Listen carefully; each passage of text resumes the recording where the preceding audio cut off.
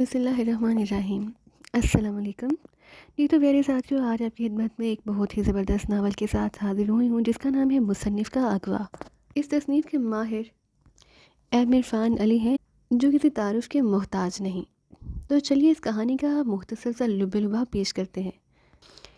یہ کہانی سنگھی اور تھریسیا کے اس دور کی کہانی ہے جب سنگھی کا شمار زیرو لینڈ کے بڑوں میں کیا جاتا تھا، جس کا علاق و احلاس مجسمے پہ کر نظر آتا ہے، مگر باطن اس کا دل کسی گناہ کار کے تاریک گناہ کی طرح سیاہ ہے۔ کہانی کے متعلق کچھ عرض کرنا قابل عزت ہے، اس کا بہترین فیصلہ آپ ہی کر سکتے ہیں کہانی سننے کے بعد۔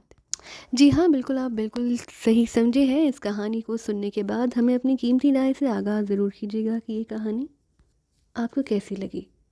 عمران پر آج کل ٹھیکیداری کا بھوت سوار تھا۔ اس سلسلے میں اس نے باقاعدہ ایک کنسٹرکشن کمپنی تشکیل دے ڈالی تھی اور کمپنی کا نام تھا Imran and friends construction company. Secret service کے ممبران کے علاوہ فیاض وغیرہ نے بھی عمران کے اس عمل پر حیرت اظہار کیا تھا، مگر پھر وہ لوگ یہ سوچ کر خاموش ہو رہے کہ عمران ٹھہرا ازلی احمق، اس سے ہر کام کی توقع کی جا سکتی ہے۔ کمپنی نے باقاعدہ صفدر کو اوورسیئر اور جولیانا کو مینیجر مقرر کیا تھا۔ نعمانی اور تنویر نے عمران کا مضحکہ اڑایا اور اپنی کسی بھی دلچسپی کا اظہار نہیں کیا تھا۔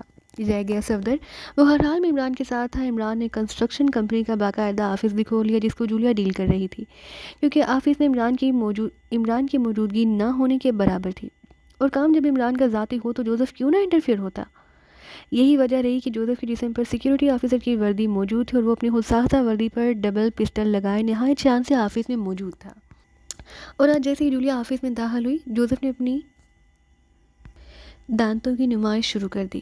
عورتوں میں صرف جولیا ہی وہ واحد ذات تھی جس سے کافی حد تک جوزف مانوس تھا، ورنہ جوزف اور عورت رات اور دن کی طرح دو متضاد چیزیں تھیں۔ اوہو مسی، آپ آ گئی، جوزف نے رسمی طریقے سے ہنستے ہوئے کہا۔ کیسے ہو جوزف؟ جولیا نے مسکراتے ہوئے کہا۔ گارڈ عظیم ہے، جوزف سینے پر اس کا بناتا ہوا بولا۔ انجینئر صاحب نہیں آئے؟ جولیا کا اشارہ عمران کی طرف تھا۔ آپ باس کی بات مت کرو، وہ میرا باپ ہے، جہاں بھی ہوگا ٹھیک ہی ہوگا، جوزف نے اندھی تقلید کرتے ہوئے کہا، اور جولیا کو ایک بے ساختہ قسم کا کہکہا ہضم کرنا پڑا۔ وہ جوزف کی اس اندھی عقیدت سے بخوبی واقف تھی۔ جوزف کا تعلق انسانوں کے ایسے ہی گروہ سے تھا جو اپنے مالکوں کے حکم پر اندھے کنویں میں بھی چھلانگ لگانے سے دریغ نہیں کرتے۔ جولیا اپنی مخصوص میز کی طرف بڑھ گئی، پھر وہ کنسٹرکشن سے متعلق لٹریچر کا مطالعہ کرنے لگی۔ پہلی مرتبہ عمران نے جولیا سے اپنے خیالات کا اظہار کیا تھا کہ وہ ایک کنسٹرکشن کمپنی کھولنا چاہتا ہے، تو جولیا بری طرح سے برک اٹھی کہ میں تمہارے ساتھ کسی قسم کا تماشا بننے کے لیے تیار نہیں ہوں، اور یہ کہ ایکسٹرو بھی یہ بات پسند نہیں کرے گا کہ سیکرٹ سروس سے کوئی ممبر اس طرح پرائیویٹ کام کرتا پھرے۔ جس پر عمران نے نہ صرف جولیا کو پرخلوص طریقے سے یقین دلایا کہ بلکہ جولیا کی ایکسٹرو سے بات بھی کروا دی تھی۔ ایکسٹرو نے فون پر ہی جواب دیا کہ اگر جولیا چاہے تو عمران کے ساتھ کام کر سکتے، اور یہ اس کا نجی معاملہ ہے۔ جب ایکسٹرو اجازت دے دے تو بھلا عمران اسے کیسے چھوڑ سکتا تھا۔ اور آج اس نتیجہ کے طور پر وہ عمران کی کنسٹرکشن کمپنی میں موجود تھی، حالانکہ اسے اس کام کا کوئی تجربہ نہ تھا، مگر عمران کا اصرار کہ وہ گزارا کر لے گا، وہ نیم دلی سے رضامند ہو گئی۔ ابھی سے بیٹھے ہوئے زیادہ دیر نہیں گزری تھی کہ آفس فون کی گھنٹی بج اٹھی۔ Yes, Imran and friends construction company. وہ ریسیور اٹھا کر بولی۔ بولتی رہو کہ تمہارے بولنے سے آنکھوں کو نور اور دل کو سرور ملتا ہے، اور جب تک تم بولتی رہتی ہو مجھے یوں محسوس ہوتا ہے کہ جیسے بہت سی بدروح ہیں مگر بین کر رہی ہوں۔ دوسری طرف سے عمران کے علاوہ اور کوئی نہیں تھا۔ یہ جاؤ بکواس، میں فون بند کرنے جا رہی ہوں، جولیا نے سرد آواز میں کہا۔ اب میری آواز اتنی بھی بری نہیں ہے جولی ڈیئر، وہ چڑھانے والے انداز میں بولا۔ ٹھیک ہے، میں فون رکھ رہی ہوں، جولیا نے دھمکی دی۔ ارے نہ جولی ڈارلنگ، ایسی غلطی بھی نہ کرنا ورنہ میرے کان تمہاری بھونڈی آواز سننے کو ترس جائیں گے۔ لعنت ہے تم پر، کہتے ہوئے جولیا نے ریسیور کیبل پر ڈال دیا، مگر فوراً ہی گھنٹی بجی۔ جولیا نے جھلا کر ریسیور اٹھا لیا۔ میں کہتی ہوں عمران کے بچے، تمہارا دماغ درست ہے یا نہیں؟ جولیا ریسیور پر چیخی۔ کیا بکواس ہے جولیانا؟ ریسیور پر ایکسٹرو کی بھرائی ہوئی آواز سنائی۔ جب ریسیور جولیا کے ہاتھ سے گرتے گرتے بچا، اس کے چہرے پر پسینے کے قطرے ابھر آئے۔ وہ چیف، وہ عمران؟ جولیا ہکلائی۔ کیا عمران کی رٹ لگا رکھی ہے؟ پوری بات بتاؤ، ایکسٹرو کرایا۔ سر وہ عمران، اس سے پہلے عمران آج سے دیر تک فون پر بحث کر رہا تھا، جولیا نے کہا۔ یہ تمہارا عمران کا نجی معاملہ ہے، میں اس میں دخیل نہیں، لیکن میں ٹیلی فون پر اس قسم کی گفتگو قطعی پسند نہیں کرتا، سمجھی؟ ایکسٹرو کرایا۔ یس چیف، جولیا نے ہکلاتے ہوئے کہا۔ میں نے تمہاری باتوں سے اندازہ لگایا ہے کہ عمران کنسٹرکشن آفس میں موجود نہیں۔ نہیں چیف، عمران نہیں، میں اور جوزف موجود ہیں، صفدر ابھی تک نہیں آیا۔ ٹھیک ہے، عمران آئے یا اس کا فون آئے تو کہہ دینا کہ میں نے فون کیا تھا، وہ خود مجھ سے رابطہ قائم کر لے گا۔ اس عرصے میں جولیا سنبھل چکی تھی۔ चीफ की कंपनी का सिलसिला कुछ समझ में नहीं आया। जूलिया ने झिझकते हुए पूछा, इसमें ना समझ आने वाली कौन सी बात है जूलिया? एक्सट्रो ने इस्तफहामी अंदाज में कहा। मेरा मतलब है कि इमरान और ठेकेदारी कुछ अच्छा नहीं लगता, जूलिया ने ऐसे से कहा। कहना क्या चाहती हो? दूसरी तरफ से एक्सट्रो की स्पार्ट आवाज़ सुनाई दी। क्या ऐसा नहीं हो सकता चीफ के इमरान को बाकायदा तौर पर सीक्रेट सर्विस में लिया जाए? जूलिया ने झिझकते हुए सवाल किया। ये तुम कह रही हो जूलिया, जो भी इमरान पर बरस रही थी? एक्सट्रो ने भरपूर अंदाज में तंज किया। जूलिया पर जैसे घड़ों पानी गिर गया। एक्सट्रो ठीक ही कह रहा था। उला शावरी तौर पर इमरान से अपनी मोहब्बत का इजहार कर बैठी थी हवा, वो ढके छुपे अंदाज में ही क्यों ना हो।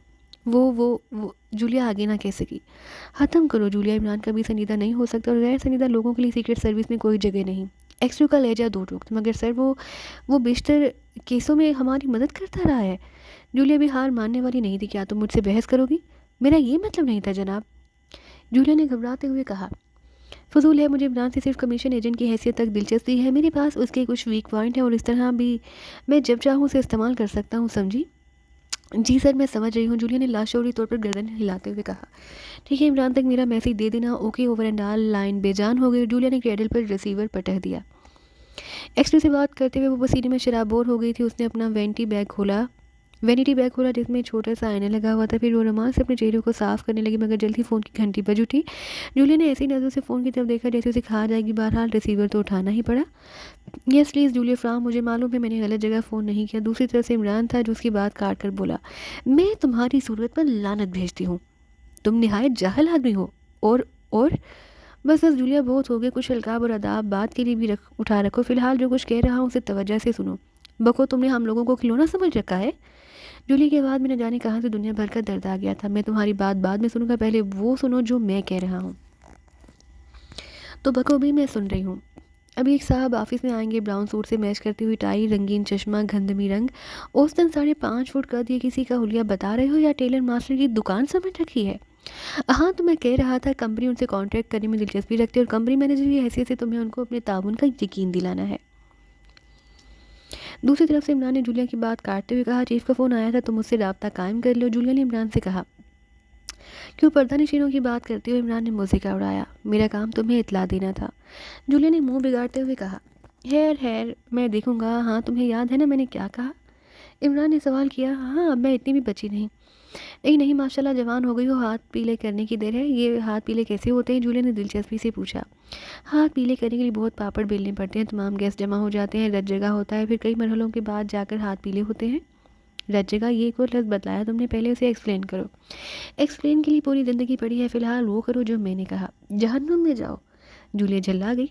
तुम्हारे बगैर ये भी नामुमकिन है, इमरान ने नहायत लगावट से कहा। फिर सिलसिला मुनक़ता कर दिया। जूलिया चंद लम्हों तक रिसीवर को घूरती रही। अचानक जोसेफ की आवाज़ सुनाई दी। मिसी, एक साहब मिलना चाहते हैं। जोसेफ कमरे में दाखिल होकर बोला, किससे मिलना चाहते हैं?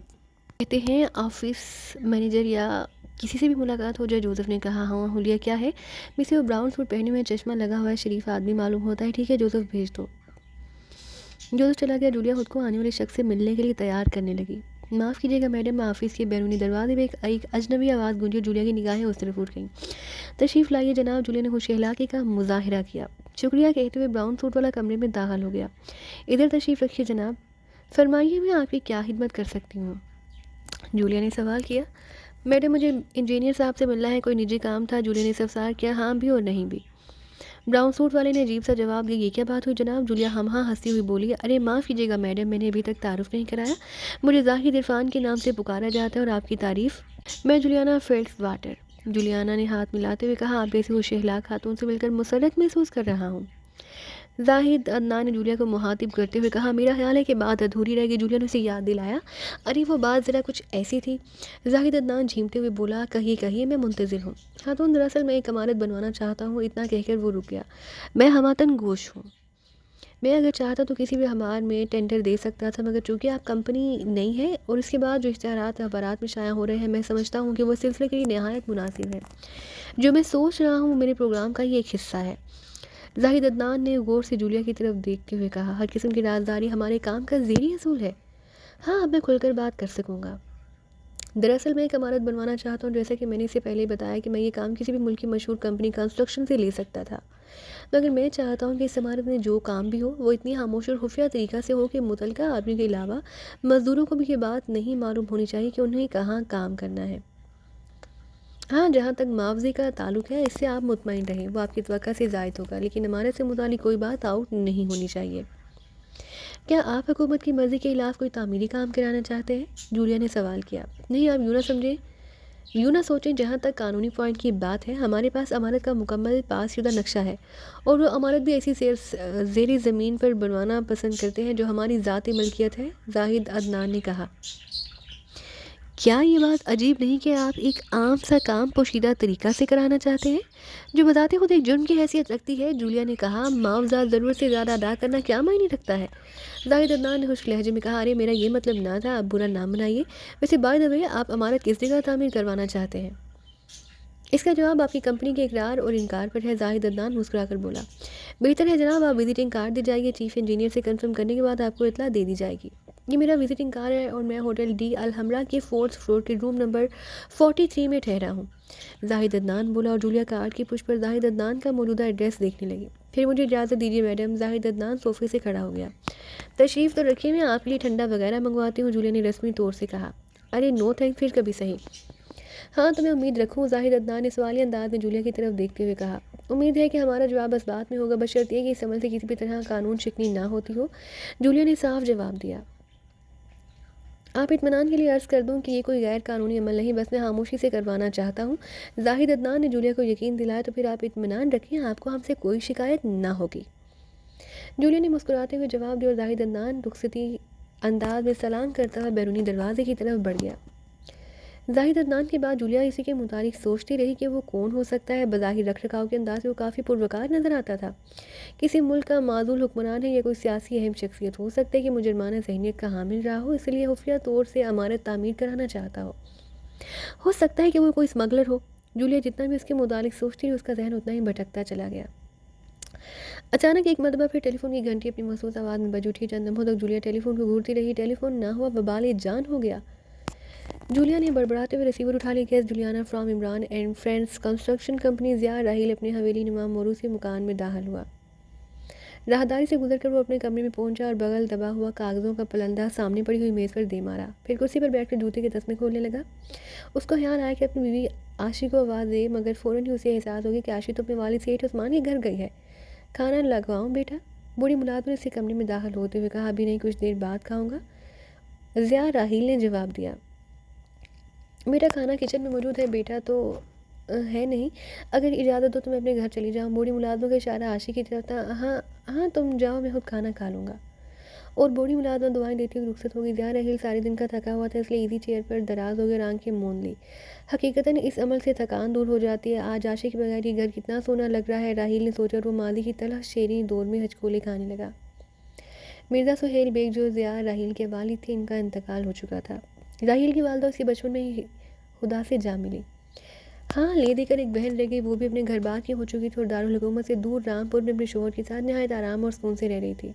شاہدان ایک پرخلوص اور محبت کرنے والا شوہر ثابت ہوا۔ ضیاء راحیل ماضی کے تانے بارے میں الجھ کر رہ گیا، پھر اس کا ذہن عاشی کی طرف ہی گھوم گیا۔ عاشی اور راحیل کی شادی عام دنیا کے لیے نہایت حیرت کا باعث بن گئی۔ عاشی جو اس کی محبوبہ بھی تھی اور بیوی بھی، اپنے بے اختیار راحیل کے ہونٹوں پر ایک مسکان سی پھیل گئی۔ عاشی ایک مشہور فرم کے مالک سیٹھ عثمان کی اکلوتی اولاد تھی، جس میں ضیاء راحیل اسسٹنٹ مینیجر تھا۔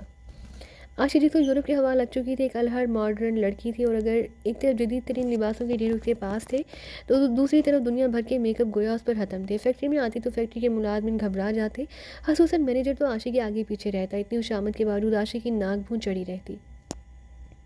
یہ کیا ہے، یہ تو بالکل غلط ہے، یہ تو بالکل ہی بکواس۔ ہر چیز، ہر شخص کے لیے ایک ہی ریمارکس رکھتی۔ اور وہ ضیاء راحیل کی زندگی کا پہلا دن تھا جب وہ کسی ڈرافٹ پر سائن کرنے کے لیے سیٹھ عثمان کے کمرے میں گیا۔ سائن کرا کر جیسے ہی وہ واپس ہوا، ویسے ہی عاشی سیٹھ عثمان کی آفس میں داخل ہوئی۔ ایک لمحہ کے لیے وہ ٹھٹکا، کیونکہ عاشی نہ صرف دروازے میں رک چکی بلکہ نہایت انہماک سے اس کی طرف دیکھ رہی تھی۔ اسے اس بات کی بھی پرواہ نہیں تھی کہ اس باپ سیٹھ عثمان اس کی طرف متوجہ ہے۔ راحیل نے ایک نظر اس پر ڈالی اور آفس سے نکل گیا۔ اس کا دل تیزی سے دھڑک رہا تھا، کیونکہ عاشی نہایت بدمزاج اور سختگیر ہونے کے سبب ساری فرم کا موضوع بنی رہتی تھی، مگر راحیل نے کبھی اس کے متعلق نہیں سوچا تھا۔ باپ نے ورثہ میں جائیداد اس قدر چھوڑی کہ اسے کسی قسم کی فکر نہ تھی، عیش میں گزر رہی تھی اس کی زندگی۔ اس نے سائن شدہ ڈرافٹ مینیجر کی طرف بڑھا دیا اور خود کرسی پر ڈھیر ہو گیا. کیا بات ہے، طبیعت تو ٹھیک ہے؟ مینیجر نے معنی ہے انداز میں پوچھا. ایسے ہی جناب، رات کو دیر سے سویا تھا، کچھ کسل مندی سے محسوس کر رہا ہوں، راہیل نے بات گول کرتے ہوئے کہا. ابھی وہ اتنی ہی بات کر پائی تھی کہ وہ سامنے آ گئی. بڑی بڑی عجیب عجیب چیز بن رکھ چھوڑی ہے فرم میں. وہ مخاطب مینیجر سے تھی جبکہ اس کی نظریں راہیل کے سراپے کا جائزہ لے رہی تھی. راہیل گہرے اکھڑے بدن کا قبول صورت نوجوان تو اس کی شخصیت اپنے اندر ایک کشش رکھتی تھی. اور میساشی تشریف رکھی ہے؟ مینیجر ریشہ حقیقت میں ہوئے بولا. ان کی تعریف؟ وہ ایک انداز دلربائی سے بولی. ارے آپ انہیں نہیں جانتی؟ مینیجر کے لہجے میں حیرت تھی. یہ ہے مسٹر ضیاء راہیل، ملک کے مشہور جاسوسی ناول نگار اور ہماری فرم کے اسسٹنٹ مینیجر. اوہ ونڈرفل مسٹر راہیل، مجھ سے ملو. میں آشفہ عثمان ہوں، لوگ مجھے عاشی کے نام سے پکارتے ہیں. عاشی نے بے باکی سے اپنا خوبصورت ہاتھ راہیل کی طرف بڑھایا اور راہیل نے اس کا بڑا ہوا ہاتھ تھام لیا. مسرت کی یہ لمحات کس قدر خوبصورت ہیں جن میں آپ جیسے ہاتھوں سے ملاقات ہوئی. راہیل عاشی کی آنکھوں میں دیکھتا ہوا بولا اور لاکھ مارٹن ہونے کے باوجود وہ جھیم سی گئی. اوکے مسٹر راہیل، ہم پھر ملیں گے. آپ سے مل کر خوشی ہوئی، عاشی نے کہا اور فرم کے اندرونی سیکشن کی طرف بڑھ گئی. مجھے آپ سے پوری ہمدردی ہے مسٹر راہیل، مینیجر نے معنی ہے انداز میں مسکرا کر کہا جبکہ راہیل نے صرف مسکرانے پر ہی اکتفا کیا. اس دن اس کا دھیان کام پر نہیں لگا. چھٹی کے بعد وہ آفس سے باہر نکلا تاکہ سواری کے لیے کوئی رکشہ ٹیکسی مل سکے. ابھی وہ فٹ پاتھ پر جا ہی رہا تھا کہ اپنے پیچھے سے آتے ہوئے کار کا ہارن سن کر وہ چونک اٹھا. ارے ڈر گئے؟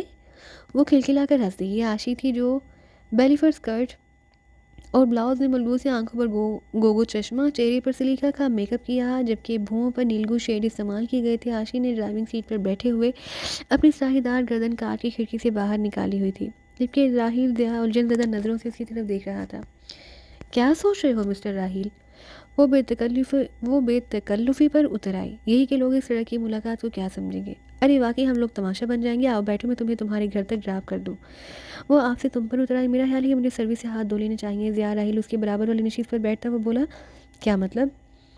عجیب ہمار آلود انداز میں اس کی طرف دیکھتی ہوئی بولی. مطلب صاف ہے کہ کیا سیٹھ عثمان صاحب یہ بات گوارا کریں گے کہ ان کی ساجداری ایک معمولی آدمی سے یوں شارے عام پر ملتی پھرے؟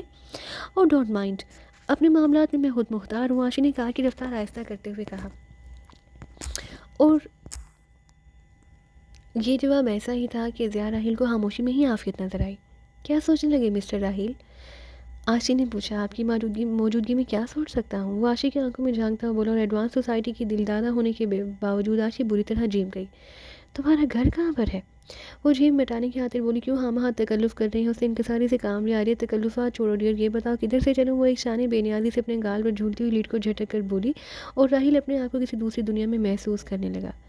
اتنے بڑے دولت مند باپ کی بیٹی اس سے کس التفات سے مل رہی تھی؟ اس نے ایک سرد سانس لے کر اپنے گھر کی لوکیشن بتائی. پھر یہ روز کا معمول بن گیا. آفس ٹائم کے بعد عاشی اپنی کار میں اسے فرم سے ذرا پرے مل جاتی. آہستہ آہستہ یہ بات پوری فرم میں مشہور ہو گئی مگر راہیل ان سب باتوں سے بے نیاز اپنے کام میں مصروف رہنے لگا. وقت کو گویا پر لگ گئے تھے. وہ تیزی سے اڑا جا رہا تھا. اس طرح عاشی اور ضیاء راہیل کی ملاقاتوں کا ایک ماہ بیت گیا.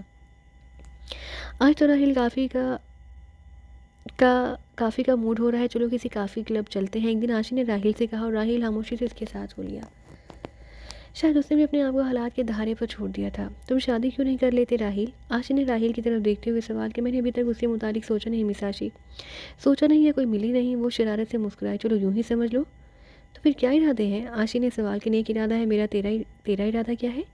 راہیل نے کسی شاعر کا مصرع دہرایا. اوفو، بڑی خطرناک ارادے ہیں جناب کے.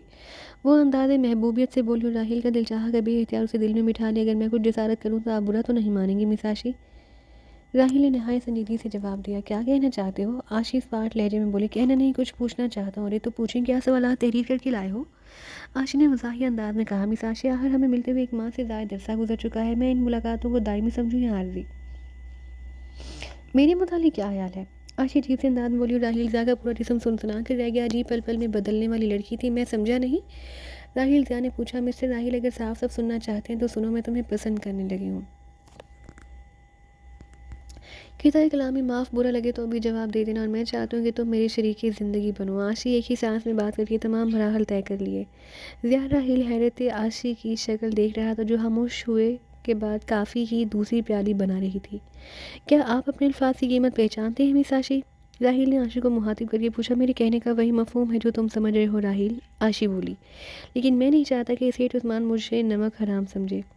میں ڈیڈی سے خود بات کر لوں گی. عاشی نے بچوں کی انداز میں ضد کی. سیٹھ عثمان کی بیجا لاڈ پیاروں سے ضدی اور خودسر بنا دیا تھا. ٹھیک ہے مساج، وہ ایک ٹھنڈی سانس لے کر بولا اگر سیٹھ عثمان مان جائیں تو مجھے تمہاری جیسی شریک حیات ملنے پر خوشی ہوگی۔ راہیل کی دو ٹوک جواب پر عاشق نے بے احتیاط اس کا ہاتھ اپنے ہاتھ میں تھام لیا۔ تم کتنے اچھے ہو راہیل، وہ مسرت آمیز لہجے میں بولی، اور پھر پوری فرم کے کارکن حیران رہ گئے۔ ضیاء راہیل لاکھ کھاتا پیتا صحیح، مگر اب اتنا بھی نہیں کہ سیٹھ عثمان اس کو اپنا داماد بنا لے۔ مگر یہ ہو چکا تھا، عاشقی کی بات درست ثابت ہوئی تھی۔ سیٹھ عثمان نے نہ صرف خوشی سے حامی بھر لی تھی بلکہ اپنے بعد ساری جائیداد اور فرم کا مالک بھی ضیاء راہیل کو بنا دیا تھا۔ یقیناً وہ براڈ مائنڈیڈ آدمی تھے، اور اس طرح چند دنوں کی ملاقاتیں رنگ لائیں اور عاشق مسز ضیاء راہیل بن گئی۔ آج عاشق اپنے والد کے گھر گئے ہوئے دوسرا دن تھا۔ پہاڑ سی حویلی نما عمارت اسے کھانے کو دوڑ رہی تھی۔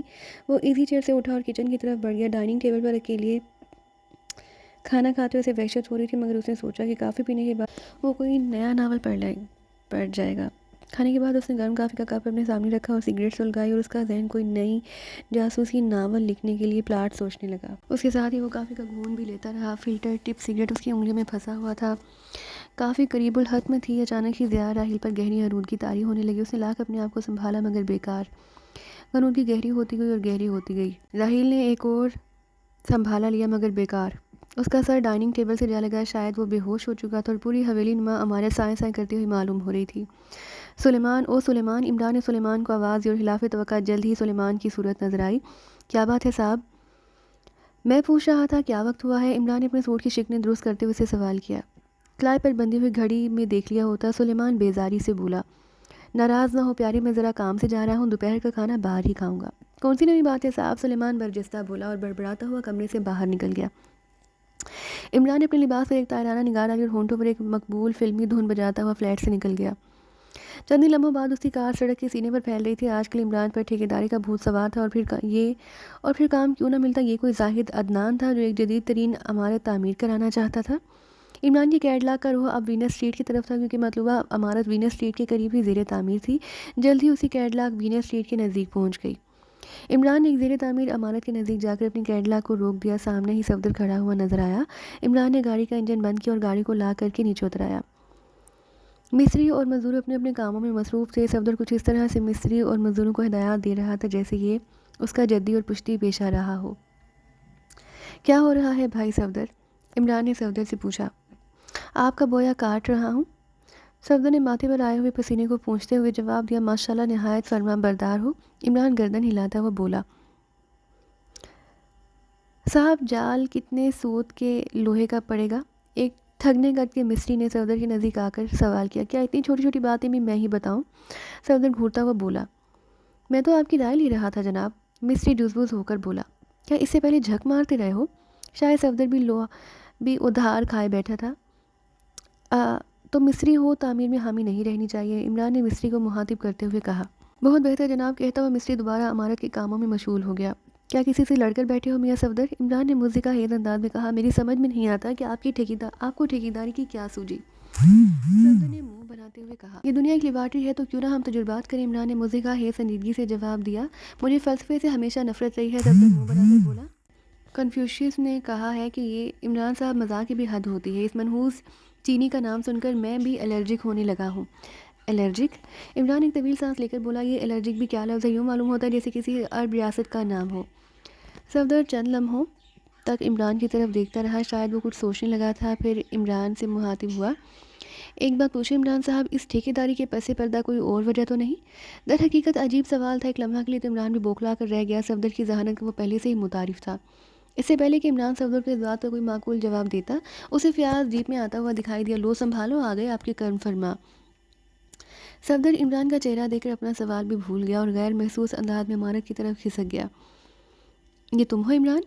فیاض حیرت سے بولا۔ میں نے تو سنا تھا کہ تم نے کنسٹرکشن کا کام شروع کر دیا، مگر مجھے یقین نہیں آیا تھا۔ تو اب یقین کر لو سپر۔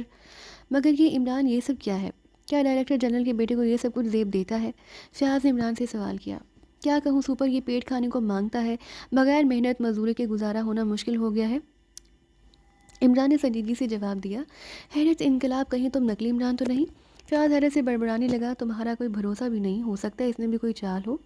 برے وقت میں دوست ایسے ہیلے بہانوں سے اپنا پیچھا چھڑاتے ہیں، عمران نے گلوگیر آواز میں کہا۔ موٹے موٹے آنسوؤں نے اس کی پلکوں کے گوشوں پر ڈیرا جما لیا۔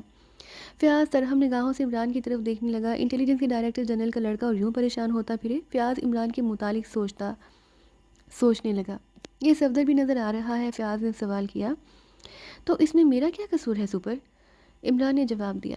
مجھے تو دال میں کالا نظر آتا ہے، فیاض گہری نظروں سے عمران کا جائزہ لیتا ہوا بولا۔ پولیس والے جو ٹھہرے، عمران کا لہجہ پرسکون تھا۔ نہیں چلے گی فرزند، شرافت سے اگل دو، فیاض مسکراتے ہوئے بولا۔ اس وقت کہاں سے آ رہے تھے سپر؟ عمران نے فیاض کی بات غور کرتے ہوئے کہا، اور فیاض ایک طویل سانس لے کر رہ گیا۔ نہیں بتانا چاہتے خیر، مگر میں یہ نہیں مان سکتا کہ تم یوں معمولی ٹھیکیداری کا کام کرتے پھرو۔ تمہارے یہ ماننے یا نہ ماننے سے حقیقت نہیں بدلے گی سپر۔ عمران نے فیاض کو دو ٹوک جواب دیا۔ اچھا مجھے اجازت دو، فیاض ڈچ ہو کر بولا۔ میں گھر بلانے تو نہیں گیا تھا، عمران نے فیاض کو جلاتے ہوئے کہا۔ تم نہایت جاہل آدمی ہے عمران، بات کرنے کی۔ ابھی فیاض اتنا ہی کہہ پایا تھا کہ ایک زوردار دھماکہ ہوا اور فیاض کے ساتھ ساتھ عمران بھی اچھل پڑا۔ چند لمحے تو وہ لوگ سمجھ نہ پائے کہ ہوا کیا ہے، پھر عمران ہی کو ہوش آیا۔ کیا ہوا ہے؟ عمران چیخا۔ اس سے پہلے کہ صفدر جواب دیتا، ایک مستری چیختا ہوا عمران کے نزدیک آیا۔ وہ انجینئر صاحب، دوسری منزل ہے نا؟ وہ ارے تو بکواس بھی کرو، فیاض آنکھیں نکال کر بولا۔ وہ جناب دوسری منزل کا پلر اور دیوار خود بخود گر گئی ہے۔ فیاض نے قہر آلود نگاہوں سے عمران کو دیکھا، جیسے کہہ رہا ہو کہ یہ کام تمہارا نہیں۔ پیار کے بچے، تم خلاف قانون کام کر رہے ہو، کنسٹرکشن کا کام تمہارے بس سے باہر ہے، فیاض غصے سے بولا۔ کسی مزدور یا مستری کی چوٹ تو نہیں لگی؟ عمران فیاض کے بجائے ایک مستری سے مخاطب ہوا۔ پتہ نہیں صاحب، جا کر دیکھتا ہوں۔ بوکھلایا ہوا مستری دوبارہ عمارت کی طرف دوڑ گیا۔ تم فوراً یہ کمپنی بند کر دو، تمہیں ایسا کوئی تجربہ نہیں، ناقص میٹیریل کی تعمیر انسانی جانوں کے لیے جان لیوا ثابت بھی ہو سکتی ہے۔ فیاض نے عمران کو تنبیہ کے انداز میں مخاطب کیا۔ تجربہ کام کرنے کے بعد ہی حاصل ہوتا ہے سپر، کوئی شخص ماں کی پیٹ سے سیکھ کر نہیں آتا۔ دنیا میں آنے کے بعد انسان جس کام میں بھی دلچسپی لیتا ہے اس میں زیادہ کامیاب ہوتا ہے۔ اگر اس کی مرضی کے خلاف تم اسے کہیں اور لگا دو تو وہ کبھی کامیاب نہیں ہو سکتا۔ عمران نے تقریر جھاڑتے ہوئے کہا۔ یہ تمہیں کنسٹرکشن سے کب سے دلچسپی پیدا ہو گئی ہے؟ فیاض نے سوال کیا، اور اس سے پہلے کہ عمران کچھ جواب دیتا، عمارت کے اندرونی حصے سے ایک شور سا اٹھ کھڑا ہوا۔ عمران نے قریب آتے ہوئے صفدر سے پوچھا، کیا بات ہے صفدر؟ عمران صاحب، ایک مزدور پلر کے نیچے آ کر مر گیا ہے۔ ارے! عمران کے منہ سے نکلا اور وہ تیزی سے عمارت کی طرف بڑھ گیا۔ اس کے پیچھے ہی فیاض گیا، پھر صفدر کیسے پیچھے رہتا؟ کیا ہوا، کیا بات ہے؟ عمران نے سوال کیا۔ سائد خان ہمارا بھائی، ایک سرخ و سفید مزدور روتے ہوئے کہا۔ کیا ہوا سائد خان کو؟ صاحب وہ ہم سے روٹھ گیا، مزدور نے عمران سے کہا اور بلک بلک کر رونے لگا۔ صفدر تم ہسپتال کو فون کرو، ایمبولینس بھیج دیں گے، عمران نے مرنے والے مزدور کی نعش دیکھتے ہوئے کہا، جس کو مزدور پلر کے نیچے سے نکال کر لا چکے تھے اور اب ایک فرش پر ڈال دیا گیا تھا۔ صبر کرو خدا کو یہی منظور تھا۔ عمران نے روتے ہوئے مزدور کو مخاطب کیا۔ غالباً مرنے والا مزدور اس کا بھائی یا رشتہ دار تھا۔ صفدر قریبی ریسٹورانٹ سے فون کرنے چلا گیا اور جیسے ہی فیاض کو عمران تنہا نظر آیا وہ عمران پر برس پڑا۔ میں پہلے ہی تمہیں منع کر رہا تھا، تمہاری ضد نے ایک انسان کی جان لے لی، اور اگر کام جاری رہا تو نہ جانے۔ فیاض نے جملہ ادھورا چھوڑ دیا۔ اوپر اپنے کام سے کام رکھو، مزدور مر گیا یہ ایک اتفاق کی بات ہے اور اس کا اسے معاوضہ مل جائے گا، سمجھے؟ عمران نے سرد لہجے میں کہا اور فیاض عمران کا منہ دیکھتا رہ گیا۔ چند لمحے تک وہ عمران کی صورت دیکھتا رہا، پھر تیز قدم اٹھا کر عمارت سے باہر چلا گیا۔ بیرونی دروازے پر اسے صفدر ٹکرایا، مگر فیاض رکا نہیں تھا۔ فیاض چلا گیا۔ صفدر نے عمران کے قریب پہنچ کر سوال کیا۔ ہاں وہ چلا گیا، تم فون کرائے؟ عمران نے سوالیہ انداز میں کہا۔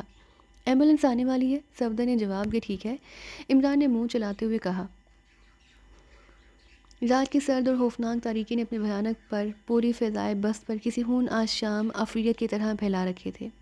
یہ دسمبر کی ایک سرد ترین رات تھی، حالانکہ اس وقت رات کے 10 بجے ہوں گے، مگر یوں محسوس ہو رہا تھا جیسے رات آدھی سے زیادہ گزر چکی ہو۔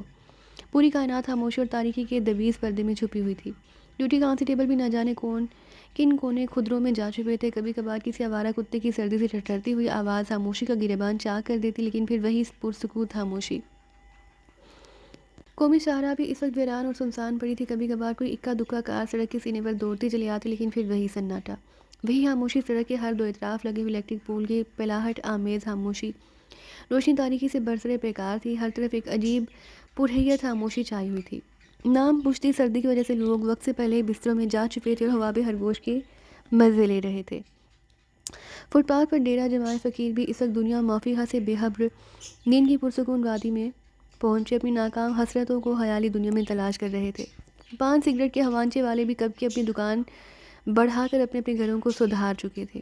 ہاں اگر جاگ رہی تھیں تو شبینہ گلیوں کی راتیں عشق کی دلدادہ امراء و روسا نائٹ کلبوں میں بیٹھے سردی سے لطف اندوز ہو رہے تھے۔ اچانک ہی قومی شاہراہ پر ایک گاڑی کے ہیڈ لیمپس چمکے۔ وہ مشرقی سمت سے آتی ہوئی ایک تیز رفتار کار تھی جو طوفانی انداز میں دوڑتی ہوئی مغربی سمت جا رہی تھی۔ شاید اسے ڈرائیور کرنے والا حالت نشہ میں تھا، یا ہو سکتا ہے اس کے ذہن میں یہ بات رہی ہو کہ اس وقت سڑک سنسان اور خالی پڑی ہے، وجہ کچھ بھی رہی ہو مگر اس کی تیز رفتاری میں کوئی کلام نہیں تھا۔ لیکن ابھی اس کار کو گزرے ہوئے چند ساعت ہی گزری تھی کہ فوراً ایک دوسری کار کے ہیڈ لیمپس چمکے اور وہ بھی تیز رفتاری کے ریکارڈ توڑتی ہوئی گزر گئی۔ یوں معلوم ہوتا تھا کہ جیسے دوسری کار پہلی کار کا تعاقب کر رہی ہو۔ چر اگلی کار کے پہیے چرچرائے اور وہ ایک راؤنڈ اباؤٹ سے 2 پہیوں پر گھوم گئی۔ واقعی کار ڈرائیونگ سیٹ پر کوئی مشتاق ڈرائیور موجود تھا۔ فوراً ہی پچھلی کار کے پہیے چرچرائے اور ایک مرتبہ پھر وہ اگلی کار کے تعاقب میں تھی۔ سناٹے کی وجہ سے دونوں کاروں کو کسی بھی قسم کی ٹریفک دشواری بھی نہیں ہو رہی تھی۔ سڑک کے درمیان لگے ہوئے الیکٹرک پول کی سرخ بتی تیزی سے جل بجھ رہی تھی، جو اس بات کا کاشن تھا کہ ڈرائیونگ اعتدال اور احتیاط سے کی جائے۔ اگلی کار کی نسبت پچھلی کار یوں اڑی جا رہی تھی جیسے اگلی کار پر چڑھ دوڑے گی۔ تعاقب کا یہ سلسلہ قومی شاہراہ کے پیچ و ہم پر یوں بدستور جاری تھا۔ اچانک اگلی کار سے چند آوازیں ابھری۔ زبان انگریزی ہی استعمال کی گئی تھی۔ یہ ہوش میں تو نہیں آیا۔ ڈرائیونگ سیٹ پر موجود بوڑھے غیر ملکی نے پچھلی نشست پر بیٹھے ہوئے اپنے خیالوں میں گم نوجوان ساتھی کو مخاطب کیا، جو خود بھی غیر ملکی تھا۔ دونوں غیر ملکیوں کے چہرے بشرے سے ظاہر ہوتا تھا جیسے کہ ان کا تعلق یورپ کے کسی ملک سے ہو۔ فی الحال اس کی ہوش میں آنے کا کوئی امکان نہیں۔ پچھلی نشست پر موجود غیر ملکی نے جواب دیا، ہاں۔ ڈرائیونگ سیٹ پر موجود بوڑھے غیر ملکی نے ایک تیز ہنکارہ بھرا، جناب تعاقب بدستور جاری ہے۔ ہاں میں دیکھ رہا ہوں فرنیک، بوڑھے غیر ملکی نے بیک مرر میں دیکھتے ہوئے کہا، جہاں سے پچھلی کار کے ہیڈ لیمپ سے نظر آ رہے تھے۔ ادھیڑ عمر غیر ملکی کے دانت سختی سے بینچے ہوئے تھے۔ ایسا معلوم ہوتا تھا کہ جیسے وہ کسی ذہنی کشمکش میں مبتلا ہو۔ یہ متعاقب کون ہو سکتا ہے؟ نوجوان غیر ملکی جس کا نام فرنیک تھا آپ بڑبڑایا۔ تم دوسری پارٹی کو بھول رہے ہو فرنیک، بوڑھے غیر ملکی نے کہا۔ تو کیا؟ فرنیک نے حیرت سے جملہ چھوڑ دیا۔ ہاں یہ دوسری پارٹی کے لوگ ہیں، بوڑھا غیر ملکی پورے اطمینان لہجے میں بولا اور کار کے ایکسیلیٹر پر اپنے پاؤں کا دباؤ بڑھا دیا۔ بو سنبھالو رائفل، فرنیک اضطراری انداز میں چیخا، مگر اب دیر ہو چکی تھی۔ پچھلی کار سے فائرنگ کی گئی تھی۔ کار کے سائیڈ گلاس کے پرہچے اڑ گئے۔ وہ جو کوئی بھی تھا نشانے میں اپنا ثانی نہیں رکھتا تھا۔ فرنیک اور بوڑھے غیر ملکی نے اپنے سر نیچے کر لی۔ یہ تو ان کے گمان میں بھی نہیں تھا کہ پچھلی کار والے یوں شاہراہ عام پر فائرنگ شروع کر دیں گے۔ بہت سپیڈ کام کرو، میں ان پر جوابی فائرنگ کروں گا۔ نوجوان فرنیک کے جوان ہون نے جوش مارا۔ خاموش بیٹھے رہو فرنیک، اب میں تمہیں اتنا بھی احمق نہیں سمجھتا کہ ایک معمولی پستولوں سے رائفل کا مقابلہ کرو گے۔ نوجوان فرنیک نے سختی سے اپنے جبڑے بھینچ لیے۔ یوں معلوم ہوتا تھا جیسے وہ ضبط کرنے کی کوشش کر رہا ہو۔ دونوں کاروں کی رفتار میں کوئی کمی نہیں آئی تھی، وہ برابر آگے پیچھے دوڑ رہی تھیں۔ بوڑھے غیر ملکی نے ممکن حد تک کار کی سپیڈ بڑھا دی تھی، مگر پچھلی کار بدستور متناہ فاصلے سے تعاقب کر رہی تھی۔ اس کے منہ پر ٹیپ چپکا دو، ہو سکتا ہے یہ ہوش میں آ جائے۔ بوڑھے غیر ملکی نے فرنیک کو مخاطب کیا، اشارہ بے ہوش آدمی کی طرف تھا۔ فرنیک خاموشی سے بے ہوش آدمی کے منہ پر ٹیپ چپکانے لگا۔ اچانک ہی پچھلی کار سے دوسرا فائر ہوا اور اس دفعہ بوڑھا غیر ملکی کار کے توازن کو برقرار نہ رکھ سکا، کیونکہ فائر پچھلے ٹائر پر کیا گیا تھا، جو ایک دھماکے سے بسٹ ہو گیا۔ کار ڈس بیلنس ہو گئی، لاکھ غیر ملکی کے سنبھالنے کے باوجود فٹ پاتھ پر چڑھ گئی۔ اگرچہ کار کو کنٹرول کرنے کی بے حد کوشش کی گئی، مگر سپیڈ بہت خطرناک حد تک بڑھ چکی تھی۔ نتیجتاً کار پہلے فٹ پاتھ پر چڑھی، پھر ایک الیکٹرک پول سے ٹکرا کر الٹ گئی۔ کار کا انجن بدستور چل رہا تھا، پہیوں کا رخ زمین کے بجائے آسمان کی طرف ہو گیا، جبکہ پچھلی چھت زمین سے جا ملی۔ کئی منٹ گزرنے کے بعد پچھلی کار کا دروازہ کھلا، جس سے ایک لمبے قد کا پتلا دبلا چینی برآمد ہوا۔ اندھیرے میں اس کی بلی جیسی آنکھیں تیزی سے گردش کر رہی تھیں۔ چند لمحوں تک وہ کھڑا ہوا، الٹی ہوئی کار کو دیکھتا ہوا، نہایت محتاط انداز میں اس کی طرف بڑھا، لیکن وہ اگر یہ سوچ رہا تھا کہ دوسری طرف سے کوئی تحریک ہوگی تو یہ اس کی بھول تھی۔ شاید الٹی ہوئی کار میں سوار تمام افراد دوسری دنیا کو سدھار چکے تھے، یا پھر یہ ہو سکتا ہے کہ وہ صرف بے ہوش ہوئے ہوں۔ وجہ کچھ بھی رہی ہو، بہرحال یہ حقیقت ہے کہ ان میں سے کوئی ہوش میں نہیں تھا۔ دبلے پتلے چینی کے ہونٹوں پر کار کو دیکھ کر ایک آسودہ سی مسکراہٹ رنگ گئی، جیسے یہ سب کچھ ان کی حسب منشا رہا ہو۔ وہ نپے تلے قدم اٹھاتا ہوا الٹی ہوئی کار کی طرف بڑھا، پھر ایک جھٹکے سے کار کا دروازہ اپنی طرف کھینچ لیا۔ کوئی تحریک نہیں، خاموشی اور صرف بے قرار خاموشی۔ چینی نے کار کا دروازہ کھولا اور ڈرائیونگ سیٹ پر موجود شخص کو دیکھ کر اس کے چہرے پر مسکراہٹ گہری ہو گئی۔ واقعی اس کے سینے میں شیر کا دل اور چیتے کا جگر تھا۔ اس کی جگہ کوئی اور ہوتا تو بے تحاشا چیخ اٹھتا، کیونکہ بات ہی ایسی تھی۔ ڈرائیونگ سیٹ پر موجود بوڑھا غیر ملکی خون میں لت پت پڑا تھا۔ اسٹیئرنگ اس کی پسلیاں توڑتا ہوا سینے میں جا گھسا تھا۔ صاف محسوس ہو رہا تھا کہ اس کی تمام پسلیاں ٹوٹ چکی ہیں، اور بات جب ان خطرناک حدود تک پہنچ جائے تو زندگی کے آثار ڈھونڈنا حماقت ہی تھا۔ دبلے پتلے منحنی سے چینی نے ہاتھ بڑھا کر بوڑھے غیر ملکی کو اسٹیئرنگ سیٹ سے نیچے باہر گھسیٹ لیا۔ بوڑھے غیر ملکی کی خون میں نہائی ہوئی لاش سڑک پر آ رہی۔ بوڑھے غیر ملکی کی لاش سے نمٹ کر چینی نے پچھلی سیٹ کی طرف توجہ دی، جہاں دیسی اور غیر ملکی ایک دوسرے پر الٹ پڑے تھے۔ غیر ملکی نوجوان فرنیک تھا جبکہ دوسرا کوئی مقامی آدمی ہی تھا۔ دبلے پتلے چینی نے پہلے مقامی کو کار سے باہر نکالا، پھر بے ہوش پڑے ہوئے غیر ملکی کو کار سے باہر کیا۔ دونوں مظاہر بے ہوش نظر آ رہے تھے۔ وجہ ظاہر تھی کہ ان کے جسم پر کسی قسم کے زخم کا نشان نہ تھا۔ چینی نے یکے بعد دیگرے دونوں کے سینے پر ہاتھ رکھ کر دل کی حرکت محسوس کی اور مسرت سے اس کی آنکھیں چمکنے لگیں کیونکہ دونوں صرف بے ہوش ہی ہوئے تھے، شاید کار الٹنے کے باعث وہ ہو گئے تھے۔ چند لمحوں تک چینی انہیں باغور دیکھتا رہا، پھر وہ جھکا اور مقامی آدمی کو اپنے دبلے پتلے ہاتھوں کے حلقے میں لے لیا۔ اگلے ہی لمحے وہ پھرتی سے اپنی کار کی طرف بڑھ رہا تھا۔ جناب، کیا میری مدد کی ضرورت ہے؟ کار ڈرائیور نے چینی سے سوال کیا۔ نہیں، اور ہاں، زیادہ بک بک مت کرو، جو ہو رہا ہے اسے خاموشی سے دیکھتے رہو۔ یوں سمجھ لو کہ تمہاری قوت سماعت اور قوت بصارت نے یہ عمل دیکھا ہی نہیں اور نہ ہی کچھ سنا ہے، سمجھے؟ چینی نے کسی اہل زبان ہی کسی انداز میں اردو میں ڈرائیور کو جھاڑ پلائی اور ڈرائیور بیچارہ اپنا سا منہ لے کر رہ گیا۔ مقامی آدمی کو کار کی پچھلی نشست پر ڈالنے کے بعد چینی دوبارہ الٹی ہوئی کار کی طرف بڑھا۔ کار کے نزدیک پہنچ کر وہ بے ہوش غیر ملکی کے قریب ہی سڑک پر بیٹھ گیا۔ پھر اس کا ہاتھ تیزی سے قمیض کی جیب میں گیا۔ اگلے ہی لمحے اس کے ہاتھ میں ایک چھوٹی سی شیشی تھی جس میں کوئی گاڑھا سیال موجود تھا۔ چینی نے شیشی کا کیپ کھولا اور گاڑے سیال کے چند قطرے بے ہوش غیر ملکی کے نتھروں میں ٹپکا دیے۔ وہ اس بات سے قطعی لاپرواہ تھا کہ کوئی پیٹرول اسکواڈ گشت کرتے اسے دیکھ بھی سکتا ہے۔ یوں معلوم ہوتا تھا جیسے وہ کسی سڑک پر نہیں بلکہ اپنے گھر کے ڈرائنگ روم میں بیٹھا ہو۔ سیال کا ریئیکشن جلد ہی ہوا۔ نوجوان غیر ملکی نے کسمسا کر آنکھیں کھولی۔ چند لمحوں تک وہ الجھی ہوئی نگاہوں سے چینی کو دیکھتا رہا۔ ایسے معلوم ہوتا تھا جیسے اس کا شعور پوری طرح بیدار نہ ہوا ہو۔ پھر ہوش آتے ہی اس کو کار کا حادثہ یاد آ گیا جو کار کے الٹنے سے مارز وجود میں آیا تھا۔ وہ اچھل کر سڑک پر اٹھ بیٹھا۔ یوں محسوس ہوتا تھا جیسے کہ جنگلی بھینسے کو پنجرے میں بند کر دیا گیا ہو۔ چلو، کون ہو تم؟ اس نے قحط آواز میں چینی کو مخاطب کیا۔ چلو کھڑے ہو جاؤ، ہم دوسری کار میں چل رہے ہیں، چینی نے غیر ملکی کی بات کو نظر انداز کرتے ہوئے کہا۔ میں پوچھتا ہوں یہ سب کیا ہے؟ غیر ملکی کسی وحشی بھیڑیے کی طرح گرایا۔ برہودار، ابھی طفل مکتب ہو، تمہارے تو کھیلنے کے دن تھے، آخر زیادہ شور شرابے کی ضرورت نہیں، وہی کرو جو تم سے کہا جا رہا ہے ورنہ تمہارے ساتھی کا حشر تمہارے سامنے ہے۔ چینی نے پھر مذاق لہجے میں کہا۔ کیا ہوا میرے ساتھی کو؟ غیر ملکی نے چونک کر کہا۔ مجھ سے سوال کرنے کی بجائے سڑک پر پڑے ہوئے اپنے ساتھی سے پوچھو۔ چینی شاید مذاق کے موڈ میں تھا۔ غیر ملکی نے چونک کر اپنے ساتھی کو دیکھا اور اسے ایک پھریری آ گئی۔ اس کا چیف، اس کا بوس خون میں لت پت سڑک پر پڑا تھا۔ پہلی نظر میں ہی اس کا اس بات کا اندازہ ہو جاتا تھا کہ اس کے چیف کی روح نے اس کے جسم سے سلسلہ منقطع کر لیا ہے۔ چہرے پر خون کے لوتھڑے جمے ہوئے تھے، سردی کی وجہ سے خون فوراً ہی جم گیا تھا، بڑا بھیانک چہرہ لگ رہا تھا۔ غیر ملکی نوجوان چند لمحوں تک اپنے چیف کی لاش کو دیکھتا رہا، پھر وہ زور سے چیخا۔ تم وحشی ہو، درندے ہو، تم نے اسے ختم کر دیا۔ کہتے ہوئے غیر ملکی نوجوان نے چینی پر چھلانگ لگا دی، لیکن شاید غیر ملکی کے ستارے گردش میں تھے۔ چینی نے اچانک ہی اپنی جگہ چھوڑ دی اور غیر ملکی چینی کی جگہ سڑک پر ڈھیر ہو گیا، مگر اس کی پھرتی بھی قابل داد تھی۔ فوراً ہی اٹھا اور اس دفعہ اس نے چینی کے سینے پر فلائنگ کک مارنی چاہی۔ چینی ادھر ادھر ہٹنے کی بجائے اچانک ہی سڑک پر بیٹھ گیا اور غیر ملکی اس کے سر سے ہوتا ہوا ایک مرتبہ پھر سڑک پر ڈھیر ہو گیا۔ اس سے پہلے کہ وہ اٹھتا، چینی نے اس پر چھلانگ لگا دی اور وہ کسی جونک ہی کے انداز میں غیر ملکی سے لپٹ پڑا۔ چینی کے ہاتھ غیر ملکی کی ریڑھ کی ہڈی کو تلاش کر رہے تھے۔ اچانک چینی غیر ملکی سے علیحدہ ہو گیا، مگر غیر ملکی کسی مردہ چھپکلی کی طرح سڑک پر پڑا تھا۔ چینی نے غیر ملکی کی جیبوں کی تلاش لی اور جیسے اسے غیر ملکی کی جیب سے رومال ملا، اس نے غیر ملکی کے دونوں ہاتھ باندھ دیے۔ غیر ملکی نے اس بات کوئی تعارض نہیں کیا، شاید چینی نے اس کی کوئی رگ دبا دی تھی۔ غیر ملکی کے دونوں ہاتھ باندھنے کے بعد وہ دوسرے غیر ملکی کی لاش کی طرف بڑھا۔ لاش کو اٹھا کر ایک مرتبہ پھر چینی نے الٹی ہوئی کار میں ٹھونسا اور جیب سے ماچس نکال کر الٹی ہوئی کار کو آگ لگا دی۔ کار نے فوراً ہی آگ پکڑ لی۔ کار کی آگ پکڑتے ہی وہ تیزی سے غیر ملکی کی طرف بڑھا جس کے ہاتھ باندھ کر اس نے سڑک پر ڈال دیا تھا۔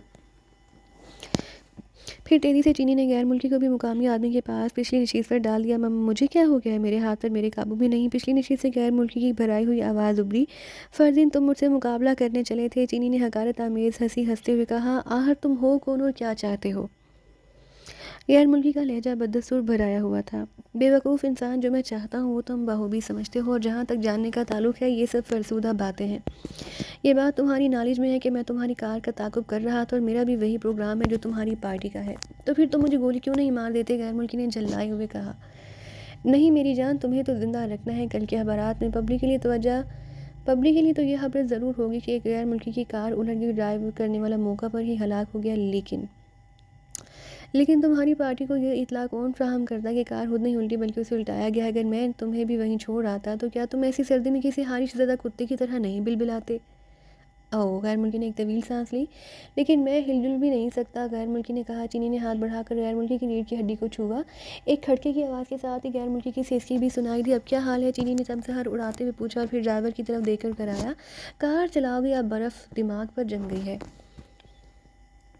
اگلے ہی لمحے کار ایک جھٹکے سے سٹارٹ ہو کر آگے بڑھی اور سڑک پر تیزی سے دوڑتی چلی گئی۔ چینی کی نظریں بیک میرر میں لگی ہوئی تھی جہاں سے جلتی ہوئی کار نظر آ رہی تھی۔ اچانک ہی پولیس کی گاڑی کے سائرن سنائی دینے لگے۔ چینی نے غیر ملکی کے منہ میں اپنا رومال ٹھونس دیا تاکہ وہ شور نہ کر سکے، جبکہ ڈرائیور کار کو طوفانی انداز میں اڑائے لیے جا رہا تھا۔ اب تمہیں کسی شبینہ کیفے یا کلب کے نزدیک پھینک دیا جائے گا تاکہ تم اپنی کہانی اپنے سربراہ اور پارٹی کو سنا سکو۔ چینی نے استحضائی انداز میں ہنستے ہوئے غیر ملکی کو مخاطب کرتے ہوئے کہا، اور غیر ملکی کا چہرہ غصے کی زیادتی سے سرخ ہو گیا۔ ظاہر ہے وہ اس کے علاوہ اور کر بھی کیا سکتا تھا۔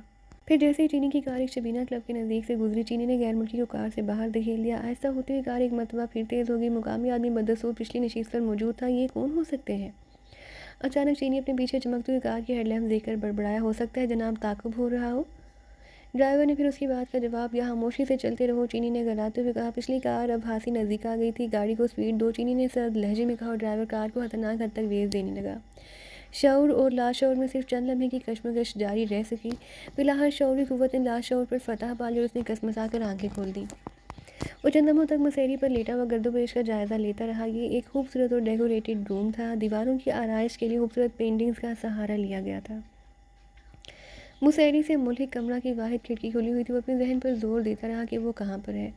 پھر جلدی اسے یاد آ گیا کہ وہ اپنے گھر میں کھانا کھا کر کافی پی رہا تھا۔ پھر اس کے بعد کیا ہوا؟ شاید وہ بے ہوش ہو گیا تھا۔ لیکن میں ہوں کہاں؟ سوچتے ہوئے اس کا دماغ طرح طرح کے خیالات کی اماں جگہ بن گیا۔ پھر وہ اضطراری انداز میں مسیری سے اٹھ بیٹھا اور چاروں طرف نگاہ ڈال کر کمرے کا جائزہ لینے لگا۔ پھر اس کی نگاہ کمرے کے داخلی دروازے پر جا رکی جو بادیوں نظر میں بندھی نظر آ رہا تھا۔ فرش پر بیش قیمت ایرانی قالین موجود تھے۔ اس نے ایک لمحہ کے لیے سوچا، پھر مسیری اتر کر داخلی دروازے کی طرف بڑھا، لیکن دروازہ کھولنے میں اس کو ناکامی ہوئی تھی۔ چند لمحوں تک وہ کھڑا ہوا سوچتا رہا، پھر کھلی ہوئی کھڑکی کی طرف بڑھ گیا۔ یہ پائیں باہر تھا، خوبصورت پھولوں کی روش اور خوبصورت نظر سرسبز گھاس کے تختے جنہیں دیکھ کر ذہن کو تازگی کا احساس ہوتا تھا، سروکت درخت اور خوبصورت پھولوں کی بیلیں، ہر چہار اطراف چھائی ہوئی تھی۔ کچھ دیر کے لیے وہ بھول گیا کہ وہ کہاں لہلہا رہے ہیں۔ پھر ایک طویل سانس لے کر کھڑکی سے ہٹا اور ایک مرتبہ پھر داخلی دروازے کی طرف بڑھا۔ وہ سوچ رہا تھا کہ دروازے کو زور زور سے بجائے گا، لیکن اس سے پہلے کہ وہ دروازہ بجاتا یا تھپتھپاتا، دروازے کی دوسری طرف قدموں کی چاپ سنائی دی۔ اس کا دل تیزی سے دھڑکا۔ ایک سیکنڈ کے 1000ویں حصے میں وہ گم گو کی کیفیت میں مبتلا رہا۔ پھر جیسے وہ کسی نتیجے پر پہنچ کر اس نے مسیری کی طرف چھلانگ لگا دی اور آنکھیں موند کر مسیری پر دراز ہو گیا۔ دروازہ ایک دھیمی سرسراہٹ کے ساتھ کھلا اور قدموں کی آواز مسیری کے نزدیک آتی چلی گئی۔ مسیری پر لیٹے اس کا دل تیزی سے دھڑکنے لگا۔ مزید بے ہوش رہنا مناسب نہ تھا۔ اس نے کروٹ بدل کر آنکھیں کھولی، لیکن پھر فوراً ہی اٹھ بیٹھا کیونکہ ایک خوبصورت یورپین لڑکی اس پر جھکی ہوئی تھی۔ شاید وہ اس کی بے ہوشی کا اندازہ لگا رہی تھی۔ خطرناک حد تک کھلے ہوئے گلے کا جمپر اور اس کے رنگ سے میچ کرتا ہوا بیل باٹم زیبتن یہ وہاں سے خوبصورت لگ رہی تھی۔ کون ہو تم؟ اور میں کہاں پر ہوں؟ اس نے لڑکی سے 2 سوال بیک تک کیے۔ چیف حال میں تمہارے منتظر ہیں، لڑکی نے اس کے سوالوں کو گول کر کے کہا۔ کون چیف؟ میں تم لوگوں پر حبس بیجا کا دعویٰ دائر کر دوں گا، اس نے گھبراتے ہوئے لڑکی سے کہا۔ دیر کرنا مضر بھی ہو سکتا ہے، لڑکی نے شائستگی سے جواب دیا اور وہ بھنا گیا۔ پھر اس نے سوچا کہ لڑکی سے کیا بات کری، جا کر دیکھ لینا چاہیے کہ چیف کون ہے اور یہ سب چکر کیا ہے۔ یہ ضیاء راحیل تھا، ملک کا مشہور مصنف جس میں تجسس کا جذبہ کوٹ کوٹ کر بھرا ہوا تھا۔ چلو میں تیار ہوں۔ بالآخر ضیاء راحیل نے لڑکی کو مخاطب کیا اور لڑکی مزید کچھ کہے داخلی دروازے کی طرف چل دی۔ ضیاء راحیل بھی لڑکی کے پیچھے پیچھے ہی چل دیا۔ کمرے سے نکل کر ضیاء راحیل نے دیکھا کہ وہ اس وقت ایک طویل راہداری میں موجود ہے جس کے ہر 2 اطراف دروازے موجود تھے۔ لڑکی چلتے ہوئی ایک دروازے کے نزدیک رکی اور اسے پش کر کے اندر داخل ہو گئی۔ ضیاء راحیل نے بھی بلا جھجک لڑکی کی تقلید کی۔ یہ ایک چھوٹا سا کمرہ تھا۔ جیسے ہی ضیاء راحیل اس میں داخل ہوا، لڑکی کمرے کی دوسری طرف والے دروازے کی طرف بڑھ گئی۔ عجب گورکھ دھندا ہے، راحیل بڑبڑایا، مگر چلنا تو پڑا ہی تھا۔ پھر جیسے ہی وہ دروازے کی دوسری طرف پہنچا، اس نے اپنے آپ کو ایک وسیع و عریض ہال میں پایا۔ ہال میں 3 اطراف قیمتی فوم کے صوفہ سیٹ موجود تھے۔ چوتھی طرف ایک لمبی چوڑی الماری رکھی ہوئی تھی جس پر ایک خوبصورت پلاسٹک کی گڑیا رکھی ہوئی تھی۔